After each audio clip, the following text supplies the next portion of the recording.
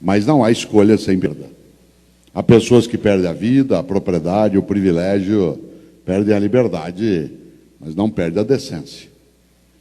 Perdem, inclusive, a capacidade de emprego naquela situação, mas não perdem aquilo que os cristãos, de maneira tão intensa, escrevem no Evangelho de Marcos. Se você tem uma Bíblia cristã, olhe um dia, uma coisa ética muito forte, em que, segundo os cristãos, Jesus teria dito: de nada adianta um homem ganhar o mundo se ele perder sua alma. E a alma, claro, aí não é alma só no sentido religioso do termo, mas é perder a tua decência, tua identidade. E nesta hora, essa estupenda narrativa que o Clóvis faz, ela serve para nos alertar. Isto é, qual é a regra, qual é a moral da história que o Clóvis trouxe tão bem? Aprenda a mentir logo, se você quiser ter sucesso. No esporte, na política, na escola, na igreja, na família. E por isso, uma das coisas, Afonso, que a gente entende como corretas é fazer boas escolhas. E para fazê-las, claro, uma das coisas que auxilia é refletir sobre as escolhas que fazemos. Nesta hora, a literatura nos ajuda bastante.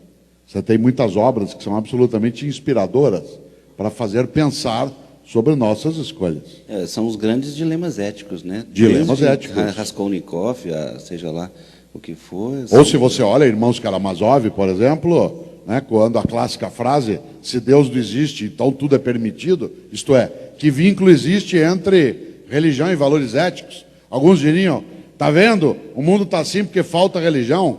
Cautela, depende do tipo de religião e que tipo de caminho religioso se segue. Há momentos na história humana em que foi exatamente a religião que foi causadora de malefício.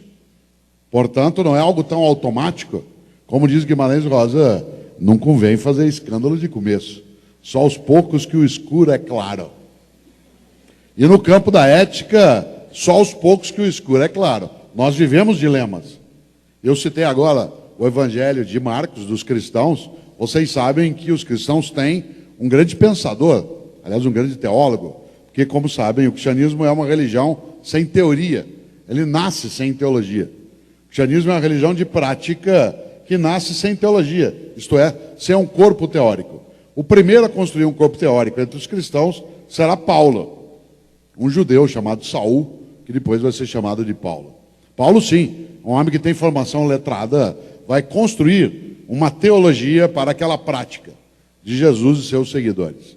E ele a faz, essa teologia, por intermédio de cartas éticas, cartas, epístolas. Se você já leu alguma vez uma delas, cada uma é uma carta sobre ética a determinada comunidade.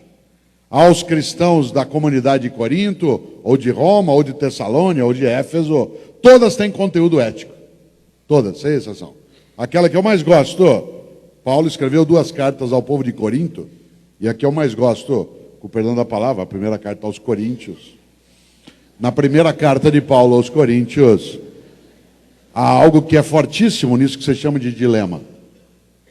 Paulo escreve isso no capítulo 6, versículo 12. Aliás, só uma curiosidade, como eu também sou da área de ciências da religião, uma coisa que algumas pessoas às vezes não sabem é que as cartas de Paulo, elas foram escritas antes dos evangelhos. Embora na distribuição do texto no livro, as cartas venham depois dos evangelhos, historicamente elas são anteriores aos evangelhos. Alguns dos evangelhos foram escritos 50, 60 anos depois das cartas de Paulo. Isso significa que são as cartas que influenciam parte do conteúdo. Já tinham sido lidos, né? Sim, eles influenciam parte do conteúdo dos evangelhos, inclusive na construção do evangelho de João, naquilo que traz um pouco mais de filosofia, para usar um termo mais comum. Pois bem, no capítulo 6, versículo 12, da primeira carta de Paulo aos Coríntios, há uma frase que tem a ver com um dilema, em que Paulo diz: tudo me é lícito, mas nem tudo me convém. Tudo me é lícito, mas nem tudo me convém. Isto é, eu posso fazer qualquer coisa, porque eu sou livre, mas eu não devo fazer qualquer coisa. E o que é que eu não devo fazer? O que torna imunda a minha vida, o que mancha a minha trajetória, o que desonra a minha família, o que agride a minha comunidade. Tudo me é lícito, mas nem tudo me convém. Agora, nós não somos imunes à fratura ética. Um outro animal, como eu disse antes, até teria essa possibilidade.